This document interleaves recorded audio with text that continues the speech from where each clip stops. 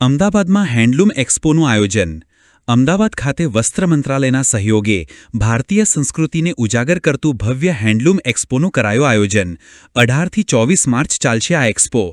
વડાપ્રધાન નરેન્દ્ર મોદી દ્વારા vocal for લોકલને પ્રોત્સાહન આપવામાં આવી રહ્યું છે, ત્યારે ભારત સરકારના વસ્ત્ર મંત્રાલય દ્વારા અમદાવાદમાં સાબરમતી રિવરફ્રન્ટ બીજે પાર્કની સામે હેન્ડલૂમ એક્સપોનું ભવ્ય આયોજન કરવામાં આવ્યું છે.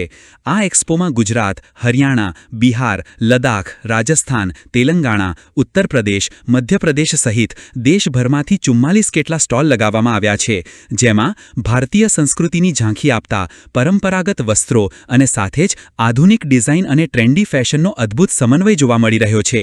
18મી તારીખે શરૂ થયેલા એક્સપોની અમદાવાદ પશ્ચિમના સાંસદ દિનેશભાઈ મકવાણાએ વિવિધ સ્ટોલની પ્રત્યક્ષ મુલાકાત લીધી હતી અને કારીગરો સાથે તેમના કાર્ય અંગે ચર્ચા કરી પ્રોત્સાહિત કર્યા હતા. ભારતીય લોકકળાને લુપ્ત થતા અટકાવવા અને હસ્તકારીગરોને પ્રોત્સાહન આપવા આ એક્સપોની એકવાર મુલાકાત લેવા સાંસદ અને વીવર્સ સર્વિસ સેન્ટર અમદાવાદના ડેપ્યુટી ડાયરેક્ટર મનોજ કુમારે અપીલ કરી હતી. આ એક્સપો 24 તારીખ સુધી ચાલશે. આ એક્સપોનું આયોજન વસ્ત્ર મંત્રાલય, ભારત સરકાર, વીવર્સ સર્વિસ સેન્ટર અમદાવાદ અને ડેવલપમેન્ટ કમિશનર હેન્ડલૂમ દ્વારા ઓર્ગેનાઇઝ કરવામાં આવ્યું છે, જ્યાં સાંજે 4 વાગ્યા બાદ ફેશન શોનું પણ આયોજન કરવામાં આવે છે. વસ્ત્ર મંત્રાલય દ્વારા એક્સક્લુઝિવ હેન્ડલૂમ એક્સપોનું 2026નું આયોજન આજે અહીં થવા જઈ રહ્યું છે. ભારતમાંથી 14 થી 15 રાજ્યોમાંથી 35 લાખ જે વ્યુઅર્સ છે એમાંથી પસંદગી પામી લગાવવામાં ભારત સરકારની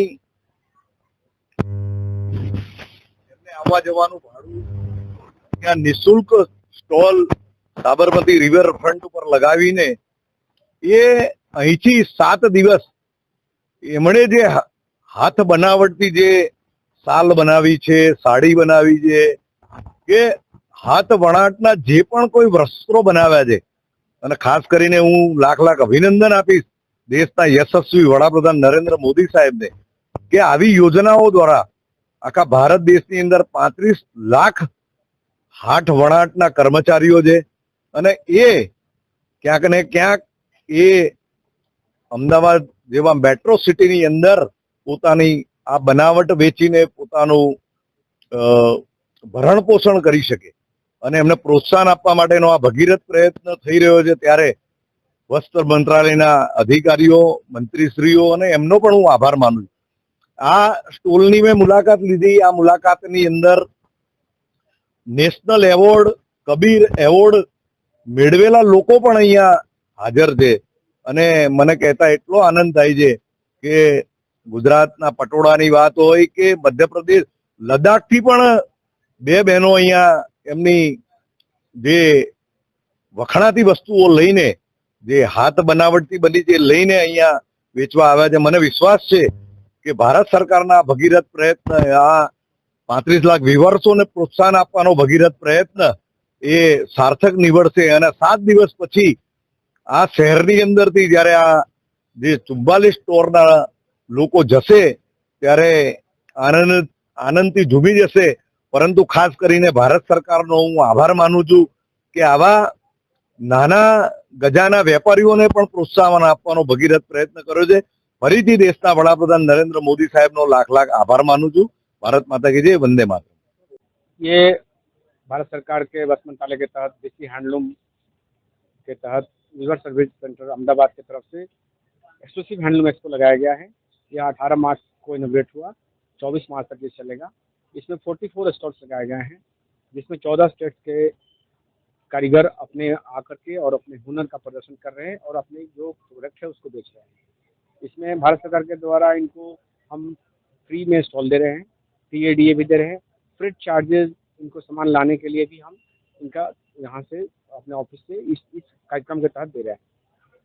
ये अहमदाबाद में रिवर फ्रंट में आयोजन जो हो रहा है, ये पहली बार हो रहा है और लोगों का रुझान अच्छा अभी तक प्राप्त हुआ है और आशा करते हैं कि और आगे भी अच्छा मिलेगा इससे.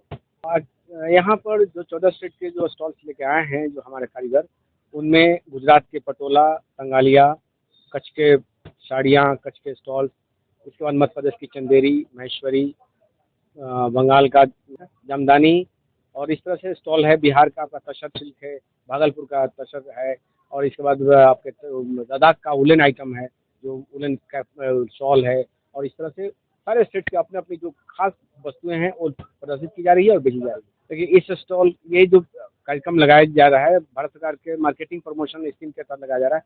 इससे हमारा यही संदेश है कि जो हमारे बुनकर इतनी कड़ी मेहनत से और इतनी ही कम सुविधाओं में अपना जीवन यापन करते हुए ये बुनाई करते हैं, तो इनको एक सपोर्ट करने के लिए और अपनी जो इंडिया की जो हेरिटेज है, जो बुनाई का, अपना कारीगरी का, उस हेरिटेज को बचाने के लिए हम अधिक से अधिक इनको सहयोग करें और इनको प्रोडक्ट को हम खरीदें। और हैंडलूम को जितना ज़्यादा विस्तार होगा, तो हमारे हेरिटेज का उतना ही अच्छे से हम प्रिजर्व कर पाएंगे।